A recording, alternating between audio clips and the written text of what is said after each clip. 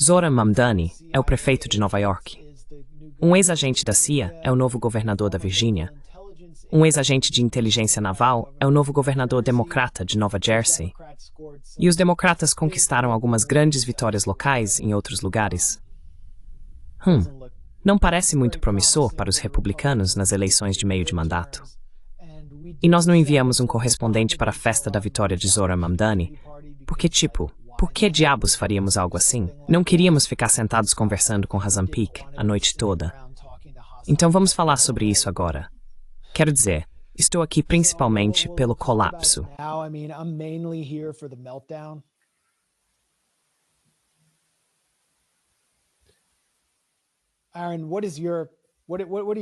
Aaron, quais são seus pensamentos sobre a campanha que Zohran Mamdani fez e o significado da vitória dele? Nós, na verdade, destacamos a candidatura dele bem no início, quando ele estava com apenas 1% nas pesquisas, justamente porque ele estava fazendo alguns vídeos interessantes sobre o colapso do apoio ao duopólio político e a raiva em relação à oligarquia nos Estados Unidos.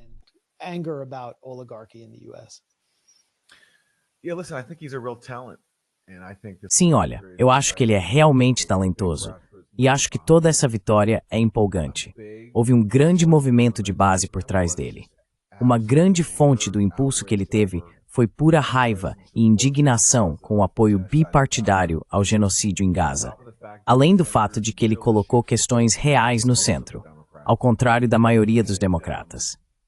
E aconteça o que acontecer com ele pessoalmente, não acho que ele vá se vender. Não acho que estejamos vendo outro Obama. O Obama, depois de, se apresentar como o salvador do país e ter muito apoio popular, basicamente desmontou sua estrutura de base e virou um tecnocrata centrista, como todos os democratas antes e depois dele.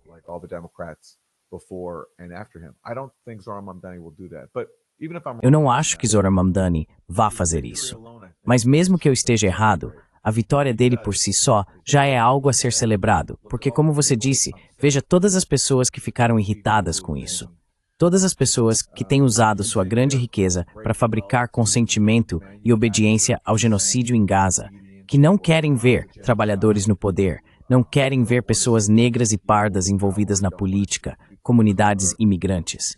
Então, só o simbolismo da vitória dele, na minha opinião, já é algo maravilhoso.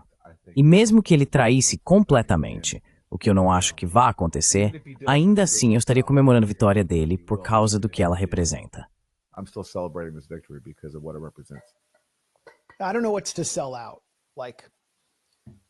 Eu não sei o que haveria para vender. Acho que as expectativas foram colocadas alto demais. E nem sei se ele deveria ser totalmente responsabilizado por isso. Vender-se significaria não prender Netanyahu se ele viesse a Nova York, nem sequer se posicionar, não se livrar dos títulos de Israel. Significaria não tentar tornar a passagem de ônibus gratuita para a cidade. Significaria ceder aos proprietários, aos exploradores de cortiços. Mas todos esses são objetivos meio vagos, de natureza reformista. O socialismo democrático se assemelha bastante ao que o Partido Democrata era antes da era Clinton, e certamente antes da era Jimmy Carter. Não é uma proposta tão radical assim a que ele está apresentando.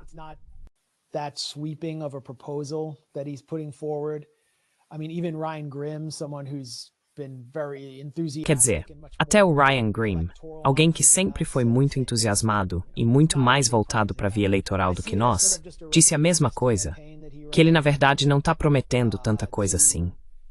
Eu vejo isso apenas como uma campanha reformista que ele fez para levar o partido de volta a antes da era neoliberal, antes de os incorporadores e Wall Street comandarem todas as políticas, para se apoiar mais nos sindicatos. Mas não é nada tão radical.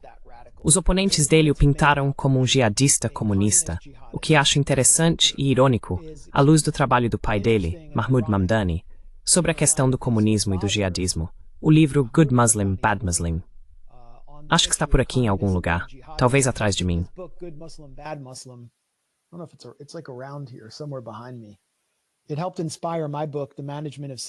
Isso ajudou a inspirar meu livro, The Management of Savagery. Então, já que ele apareceu no palco na Festa da Vitória, decidi que chamaria essa transmissão assim, por causa do debate sobre a herança religiosa de Zoran Mamdani. O livro é basicamente sobre como a CIA criou a chamada ameaça terrorista jihadista, que foi invocada após o 11 de setembro por figuras como Dick Cheney para justificar uma guerra global permanente e um poder executivo unitário. Donald Trump agora está usando essa mesma lógica para justificar uma mudança de regime na Venezuela, com base na ideia de que seu governo é formado por narcoterroristas, unindo a guerra às drogas, a guerra ao terror. A ideia de que um jihadista comunista poderia ser prefeito é simplesmente absurda.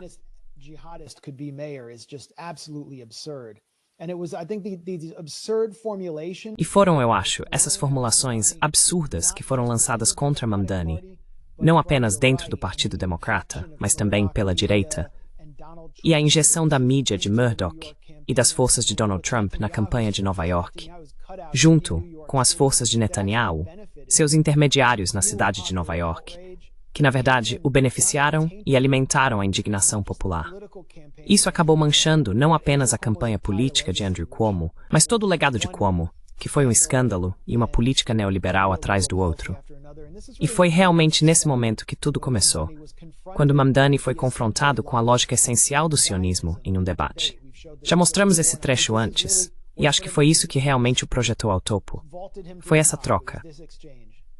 Eu visitaria a Terra Santa.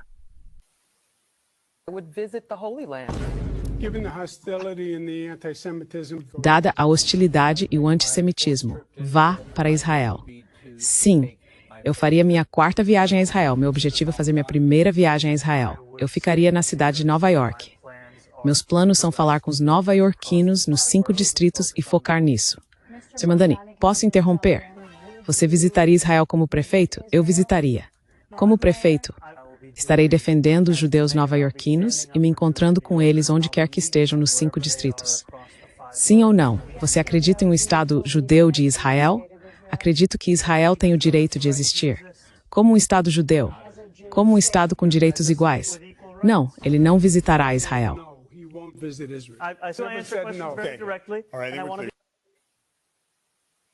Isso foi brilhante.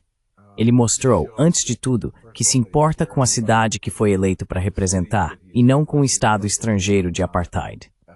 E sobre a questão do chamado direito de Israel de existir, ele disse, sim, eu acredito em um Estado com direitos iguais, o que expõe, como você disse, o sionismo pelo que ele é, o apoio a um Estado baseado na supremacia judaica. O fato de isso ter provocado seus oponentes, e ainda assim, eles não conseguirem realmente articular por que isso os deixou tão irritados. Porque para fazer isso, teriam de admitir que apoiam o apartheid, um Estado que privilegia um grupo em detrimento de outro. Realmente o ajudou. E sim, foram seus oponentes que transformaram a Palestina em pauta. Não era uma parte importante de sua campanha, mas como eles ficaram tão incomodados com seu apoio a direitos iguais, a direitos palestinos básicos, acabaram tornando isso um grande tema. E isso a canalizar toda a indignação em relação ao apoio de nossa classe política.